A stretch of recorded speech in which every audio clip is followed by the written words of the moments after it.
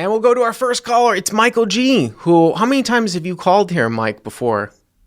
This is probably the fifth or sixth call, I think. Really? That many? Are you sure? Well, the first call was my birthday, and that was when I was first a subscriber when I folded aces incorrectly. And I got a lot of shit from you. And then I had the Jack's hand that you gave me a hard time about folding. That was the correct fold. And I think there were two other hands. So this is like the fifth time. I do remember that Jack's hand. That Jack's hand, I don't know if that was before you were working for us, Mike, or not. Of course, Mike does the customer support for Crush Live Poker, but most of the audience agreed with you, Mike. They disagreed with me, if you remember that. I do. They kind of flamed me, and they didn't flame you. So I assume that this is going to be, is this at Philly, the hand that you want to talk about, is this at Philly Live, or is this at Parks? 2-5 at Parks. Okay, so 2-5 at Parks. Is the structure any different at the Parks game? It's the same thing as Live, that is 2-5 1,000, and okay. Only an under the gun straddle is allowed. Whereas Rivers, you could straddle from any position to $10. And where's Rivers? Northern Liberties. It's where Sugar House used to be. It was a sugar factory, Jack Frost, that became a casino. Okay. So 2-5 1K cap at Rivers. No, at Park. At Live, excuse me. And you've been playing some at Live, right? A little bit. I've been playing Wednesdays at Live, yeah. Okay. Yeah, it's interesting because, I mean, Parks, it kind of reminds me of a Los Angeles setup a little bit with Philadelphia. The reason why I say that is because Parks has like all these games. So then they'll always have games all the time, like dozens of games, like 10-2-5 games, like the equivalent of like 5 or 6 5-10s or whatever you want to call them, 10-10s. And then you have a bunch of other smaller rooms around town too. So it kind of reminds me of LA in that sense where, I would go to the Bike, I'd go to Hustler, I'd go to Hollywood Park, but you used to always have a bunch of games at Commerce. And a lot of times, like the sketchier the place or the more it's sort of away from the place that has the most games, sometimes the better the games are. Not always, but that is how it is with Live. You have it's hit or miss with it a lot. Okay. All right. So 2-5 1K cap, and how deep are you in this particular hand? The effective stack is the villain with about 750, 800. I have 1,200. Okay. But I have the villain covered. So 800 effective. Okay. Cutoff raises to 20. Cutoff raises to 20. Okay. I'm on the button with 9-10 of clubs. Yep. And I don't 3-bet, I just call. Versus a cutoff open, huh? Yeah, it was a bad, I should have raised, but I didn't. Well, there's only 2 blinds, right? Correct. And the cutoff's the guy with 800? Cutoff had 1,200. He's a CLP subscriber. He's a bit of a nit. But the only thing I would say, because I know that, obviously I know the details of this hand is that as people will watch the way that this hand develops, you'll understand why I'm making this comment that, Mike, for a guy like you with a nitty image, I think you can open it up a little bit here. Calling cutoff versus button with 9-10 of clubs is not, it's not a mistake. It's not a dead set like mistake. You can have some calls in this configuration. Where I think it would be a mistake is if there was a straddle. Then I think you absolutely should 3-bet the hand because there's extra dead money out there. But I know that you kind of have a nittier image, so I feel like I want you to play a little more aggressively sometimes because I think you will get a lot of credit in certain situations, which of course is going to actually lead into this hand. So, okay, so you call on the button with 9-10 of clubs, and then what? The big blind calls as well? Yes, that's correct. So there's three of us to a wonderful flop of 10 of spades, 10 of hearts, 4 of diamonds. All right, so 10 of spades, 10 of hearts, 4 of diamonds. By the way, the guy who's the villain in this hand was the guy that I did that long audio podcast on YouTube about getting robbed. Remember? He's not the villain. That's not the villain. No, he's in the cutoff. He's in the cutoff. Right, yes, he's the cutoff, yes. He's because I want to talk about this too. That's the CLP subscriber, Ilya. People watch that about, I think that was someplace in Florida we were talking about that. But that's the guy in the cutoff. All right, so you flop trips here, 10-10-4, right? Correct. Okay. Big blind checks. Mm-hmm. Ilya bets 20. So cutoff bets 20, okay. And I just called. Okay. And the big blind check raised to 65. Okay. And what does the cutoff do? He folds. Cutoff folds. Okay. And I assume you play this as a call? I called, yes. Okay. All right, so a couple things here. So this is what we're talking about, like with image and stuff like this. You kind of have a nittier image here on in this particular.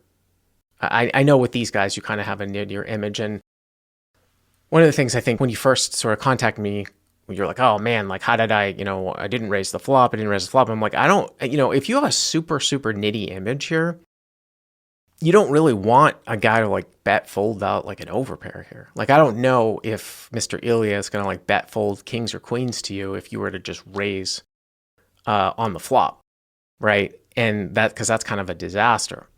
So you can definitely play this as a call almost with your entire range. Now, with that being said, I'm not making that recommendation for everyone. This is specifically because I know that Mike has this sort of solid rock image where people might actually make that fold. And that's what I was thinking. I thought the same thing. Like if I raise, I might just take it down. Whereas if I call the check raise of the big blind. No, I'm just talking about the first bet, Mike. Forget about the check raise. Oh, yeah, definitely. I'm just calling because I don't want to fold. I don't want to fold either one of those guys out. Absolutely. So my only thing about that, though, is that I said, because one of the first things I asked you when you sent me this on Discord, I said, why are you just calling here on the flop because you think Ilya might like fold out like ace, like kings or queens? And you said yes. And then I said to you, okay, fine, you can just call, but what should you be doing more of then? What should you be doing more of that would take advantage of that situation? Raising, because I'm going to get him to fold. Bluff raising. Absolutely. Right? You should absolutely be bluff raising in this situation more often. And here's the thing. What are the types of hands do you think are the best bluff raises here on 10-10-4 rainbow? Like what hands do you think are the best candidates to make a bluff raise here? So when I thought about this, you asked me about it Friday night. When I thought about it, we talked about backdoors, anything with backdoor straight. So maybe 6-7, 7-8, those type of hands on 10-10-4. So what you would want to look for is 3 to a backdoor straight and flush, right? And the higher, the better. So you could make a case like a hand like 5-6 suited of one of these suits, but what would be better than that, though? If I'm saying the higher, the better. Think about 3 to a wraparound to 10 here. So it'd be either 7-8 or 8-9. No? 8-9 is one of them. 8-9 of spades, 8-9 of hearts, right? 8-9 of diamonds. Okay. How about Jack-9 suited? Oh yeah, Jack. I didn't even think of that. Jack-9 and Queen Jack. So you got Queen Jack, Jack-9, and 8-9 probably are the ones with the backdoor, of course. They kind of stick out at me right away. You could even, if you were calling with some like maybe King Jack suited or something like that, you could possibly make a case. They're not quite as good. You still can pick up a bunch of equity though with a 9 or a queen as well, like with a King Jack. But the 3 to a backdoor flush and straight are the ones. Unless you're just like blindly doing it. Because I remember you had said, well, 7s and 8s. No, I don't like doing that with 7s or 8s. You're sort of turning with like something medium strength into a bluff. So that's just good to identify because I think that you can do some more bluff raising. But let's get back to what happened here. So you did call with trips. And obviously you got this big blind guy who raised to 65. The cutoff folds and you call. So now it's like 195 to 200, right? Something like that. To the turn? 2-10. Okay. So what's the turn? So the turn is a 6, offsuit 6. Completing the rainbow? Completing the rainbow, and the big blind checks again. So 10-10-4 rainbow. Again, Mike calls a c-bet, then calls a check raise with 10-9. Turns an offsuit 6, total rainbow. And the big blind now checks. Is that right? That is correct. So that's interesting because, I'll give you a little background, guys, too. Like, the cutoff guy, who is the pre-flop c-better here, he's like a solid rock guy like Mike, too. Like, he plays like a shit ton of hours. And obviously, he's a winning player. He's been a professional for like the last at least 10, 15 years. I remember going down and talking with Ilya from like 2013 when he was turning pro. So it's not like, I don't know who the guy in the big blind is, but it's not like Mike and Ilya are screwing around in this hand. So the reason why I say that is that, like, unless the big blind is just absolutely terrible, I wonder, like, is he ever poking out here with the check raise with, like, pocket 8s to see where he's at? What's the deal with this big blind guy? Do you guys know him at all? I've seen the guy play. He played very erratic, and he's one of these guys that has his concepts backwards, meaning he'll check big hands, but bet shitty hands. Uh-huh. So what do you think when he check raises and now checks? Do you think, like, what do you think? It is a little bit bizarre, I would say. I was going to say either a Broadway 10 or pocket fours. And I know that's a really tight range, but he has a 10 or he has pocket fours. Well, that's what those are. Does he ever have any bluffs? He would have bet the turn, I think, or he would have bet bigger if he had a bluff. So you're actually concerned more that he checks the turn now than if he were to bet. Yes. Because I was going to say, if you think he's got pocket fours or a Broadway 10, then you should just fold the flop. But that's not what you're saying. You're saying you think that because he's checked the turn. Right. No, I have to be honest. I didn't realize that until after the hand. I'm bullshitting you a little bit. Well, no. I mean, he check raised the flop and checks the turn. But almost like you could almost consider this.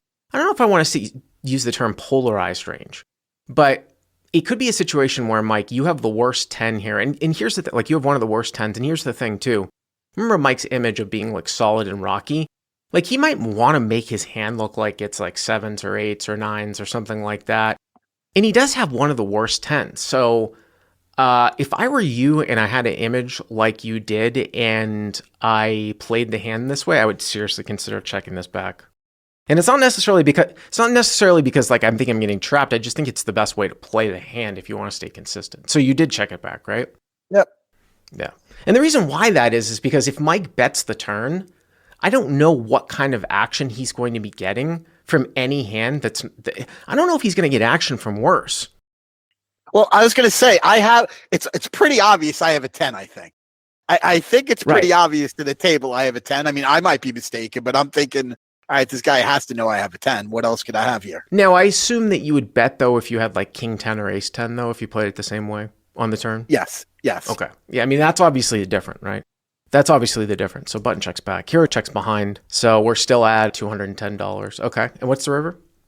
3 off 3. No, and it's the rainbow. He checks again. So 3 of spades. So the board is 10, 10, 4, 6, 3. Entirely rainbow. Again, Mike. By the way, Mike, what would you have done with 8s or 9s? Well, I don't know if you would have just flatted pre. Let's say you had 7s or 8s here and you flatted pre, and it was 10, 10, 4, and Ilya bet the cutoff. You called, the guy check raises you, Ilya folds. Would you have folded right then? Yeah, I'm folding. A little bit of a nitty fold. I'm just trying to figure out if you're getting here with anything like that. All right, so this guy checks again. So it's 10, 10, 4, 6, 3, and now the big blind checks again. Now, I will tell you, as crazy as this is, I mean, it's almost heresy to ever consider checking behind here, and I'd never even thought of it until now on the river. You almost just have to bet.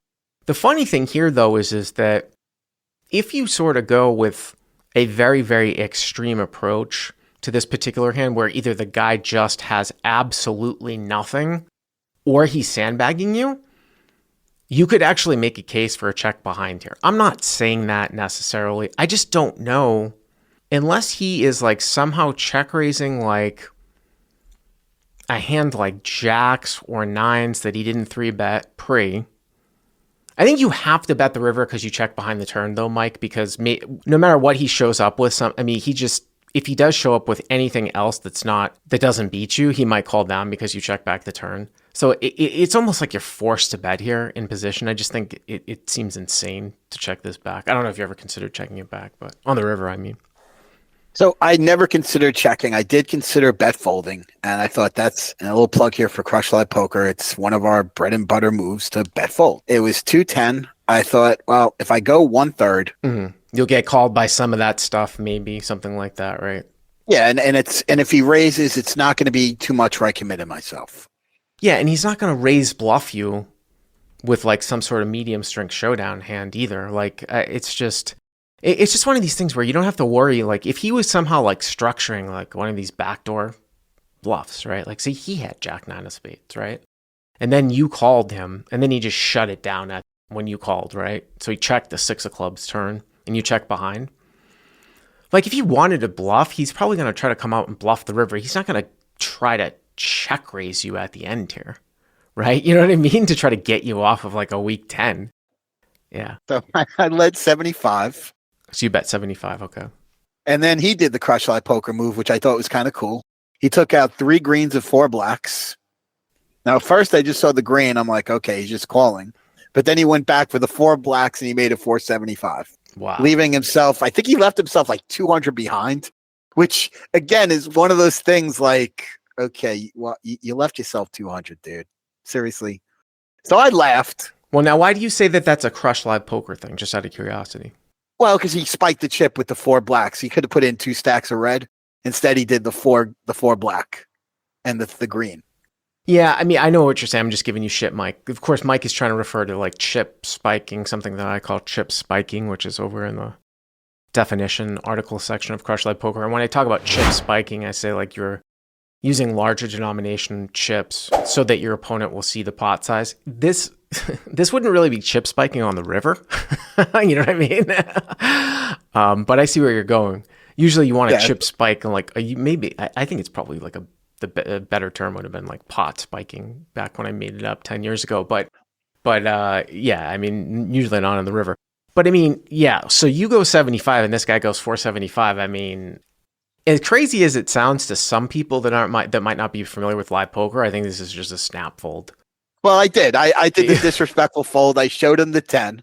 He showed the 4s. He showed pocket 4s? Wow. Yeah, I laughed. I said, you got me. You almost got me for the triple Lindy. If any of you guys don't know, there's a movie called Back to School with Rodney Dangerfield where he does this flip, this like diving thing in a swimming pool. And it's called the triple Lindy. And that's what 3 check raises are. And he almost got it. He got the flop and he got the river. He almost got the turn.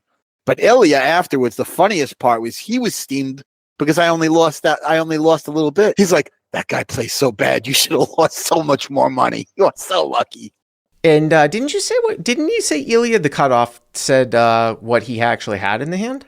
No, he didn't. I did not find out what Ilya had. Oh, I thought you said he had I thought you said he had jacks or something. You don't know. No, I did not. I don't know what he had. I mean, he could just be c-betting there. I just do wonder. I mean, here's the thing. Like, if he had this is what I'm talking about, like how you can open up your bluffing game, although it becomes pretty easy to play straightforward when people don't have that much of a bluffing frequency. Like if the cutoff had like pocket queens or pocket kings, right? And he bet 20 on 10, 10, 4, you call, this guy check raises over here to 65. He could fold right then and there.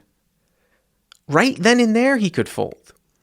Now, maybe like it's probably pretty close. Let's say he calls, but then you call.